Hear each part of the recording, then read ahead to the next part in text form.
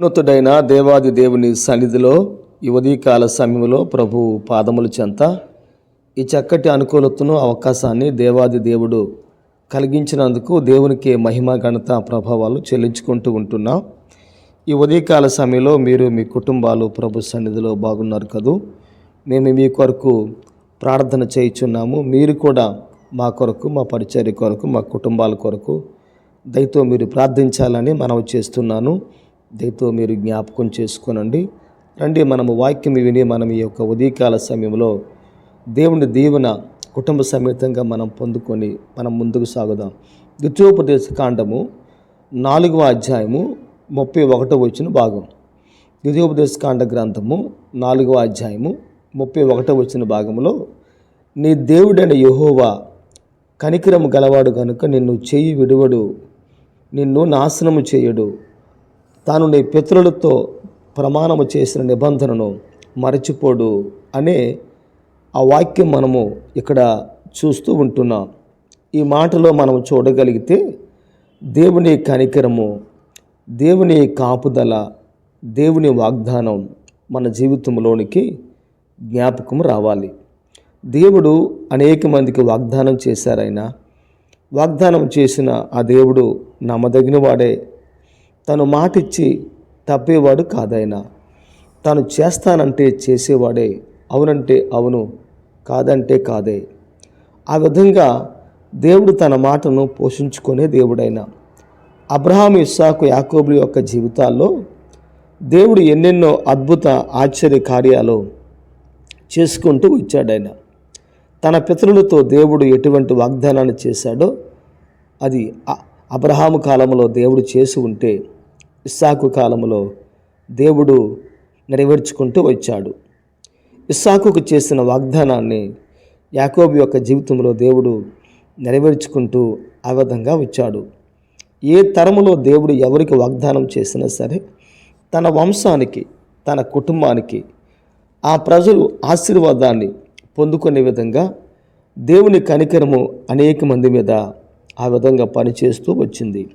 ఈరోజు కూడా ఈ 2025వ నూతన సంవత్సరంలో మనము ప్రభుత్వం ఎటువంటి నిబంధన చేశామో, మనతో దేవుడు ఎటువంటి నిబంధన చేశాడో, ఆయన నిబంధన ఎప్పుడు కూడా స్థిరపరచువాడు కనుక ఆ నిబంధన ఎప్పుడు కూడా ఒక వ్యక్తి జ్ఞాపకం చేసుకొని ప్రభు ముందు పెట్టి, నా పట్ల ప్రభా మీ చిత్తం, మీ ఆలోచన ఏ విధంగా ఉందో ఆ విధంగా జరిగించండి ప్రభా అని ఒక వ్యక్తి దేవుని సన్నిధిలో ఆ విధంగా ప్రార్థించగలిగితే ఆ దేవుని యొద్ద నుండి మనము ఒక శ్రేష్టమైన ఆశీర్వాదాన్ని మనం పొందుకునే కృపను, అవకాశాన్ని మన జీవితంలో దేవుడు కలుగు చేస్తాడు. రెండవదిగా మన వాక్యంలో చూడగలిగితే ఆయన కనికరము కలిగిన దేవుడు మాత్రమే కాదు, నీ చెయ్యి విడువడు అని బైబిల్ గ్రంథములో ఈ మాట మనం చూస్తూ ఉంటున్నాం. కష్టాల్లో, శ్రమల్లో, బాధల్లో, ఇబ్బందుల్లో ఒకరి సహాయము మరొకరికి తప్పనిసరిగా అవసరం. ఆ విధంగా అవసరం అయినప్పుడల్లా కూడా మనుషుడు సహాయాన్ని ఆశిస్తూ ఉంటాడు. ఒక తండ్రి చెయ్యి పట్టుకొని ఒక బిడ్డ నడుచుకుంటూ వెళ్ళిపోతూ ఉంటున్నప్పుడు, ఆ ప్రయాణం చేస్తూ ఉంటున్నప్పుడు కాస్త భయం, కాస్త ఇబ్బంది కలిగినప్పుడు ఆ చిన్నబిడ్డ తన తండ్రి చేతిని గట్టిగా పట్టుకుంటాడు. అదేవిధంగా గట్టిగా హత్తుకుంటాడు కూడా.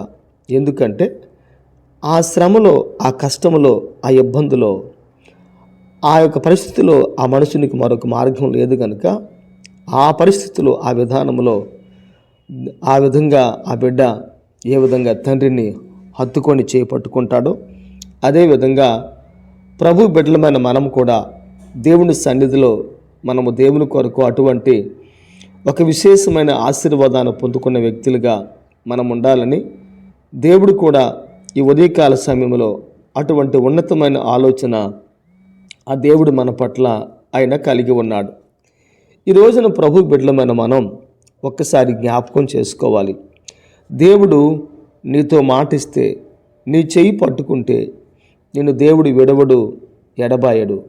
శాశ్వతమైన ప్రేమతో నిన్ను ప్రేమించే దేవుడిగా ఆయన నీ జీవితంలో ఉండడానికి దేవుడు తప్పనిసరిగా సహాయం చేస్తాడు.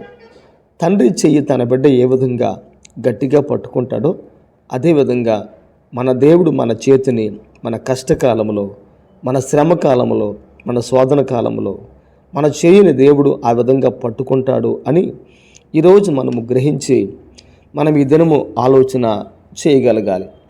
ప్రభు బిడ్డలమైన మనం ఎప్పుడు కూడా ఆ విధంగా ఉండగలిగితేనే తప్ప మన జీవితంలో ఒక అనుభూతిని, ఒక ఆశీర్వాదాన్ని మనము దేవుని ద్వారా పొందలేము. మూడవదిగా మన వాక్యాన్ని చూడగలిగితే నిన్ను నాశనము చేయడు అనే ఆ మాట కూడా మనం చూస్తూ ఉంటున్నాం. పుట్టించినవాడు పట్టించుకుంటాడు కానీ పుట్టించినవాడు భక్షిస్తాడా?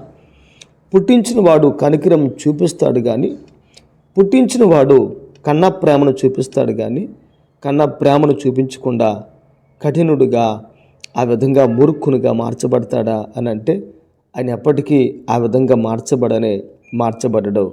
ఆయన ఎవరంటే మనందరినీ కూడా నాశనము చేయకుండా మనందరము స్థిరముగా ఎల్లప్పుడూ ప్రభుతో ఉండే విధంగా ఒక ప్రణాళికాబద్ధమైన వ్యూహాన్ని దేవుడు ఎప్పుడో అనాది కాల ఆ సంకల్పాన్ని బట్టే ఆయన మన కొరకు ఏర్పాటు చేశారు. ఆయన వాక్యం అంటున్న మాట ఏంటంటే జగత్తు పునాది వేయబడక మునిపే మనందరినీ ప్రభు తన రాజ్యం కొరకు ఎన్నుకున్నారు, ఆయన ఏర్పాటు చేసుకున్నారు అని బైబిల్ గ్రంథంలో ఆ మాట మనం ఆ విధంగా చూడగలుగుతూ ఉంటున్నాం.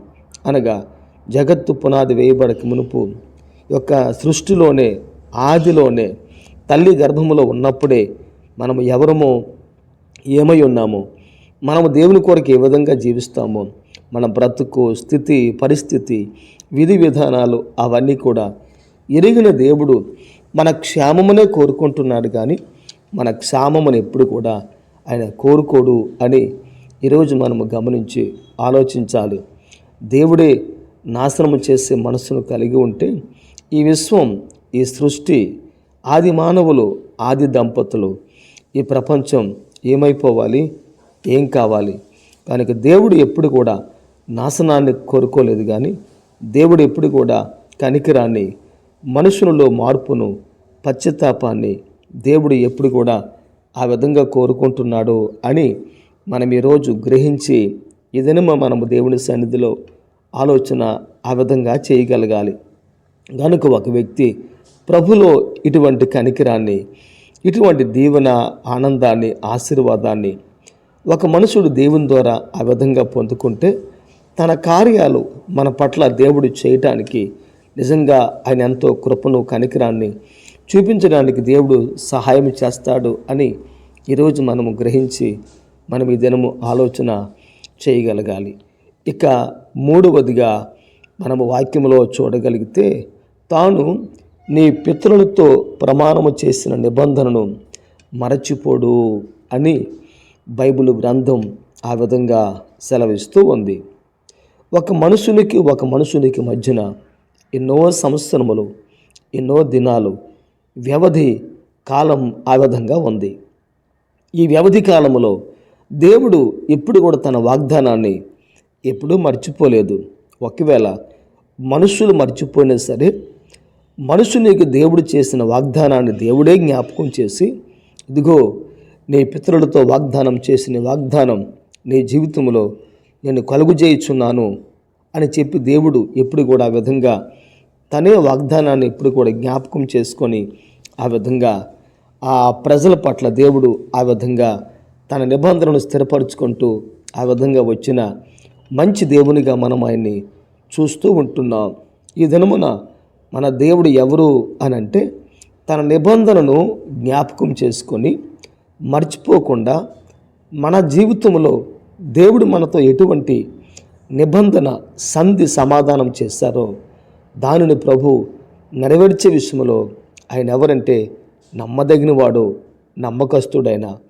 ఈ 2024లో నీ వాగ్దానం, నీ తీర్మానం, నీ ఉద్దేశాలు, నీ ఆలోచనలు దేవుని కొరకు ఏ విధంగా చేసుకొని ఉన్నావో, దేవుని కొరకు ఏ విధంగా జీవిస్తానని నువ్వు దేవునితో ప్రమాణం చేసి ఉన్నావో, 2024లో మన జీవితం పాతగా ఉందేమో, ఈ 2025లో మాత్రం ఒక వ్యక్తి దేవుని కొరకు నిబంధనను బట్టి, నిబంధన ప్రకారంగా, దేవునికి మాట ఇచ్చిన ప్రకారంగా, మనకు దేవుడు మాట ఇచ్చిన ప్రకారంగా తన వాగ్దానాన్ని ఒక వ్యక్తి పట్టుకొని దేవుని సన్నిధిలో గట్టిగా ప్రార్థించినట్లయితే ఈ ప్రార్థనే మన జీవితంలో తన వాగ్దానమును స్థిరపరిచే విధంగా దేవుడు తప్పనిసరిగా సహాయాన్ని ఆయన ఆ విధంగా చేస్తారు.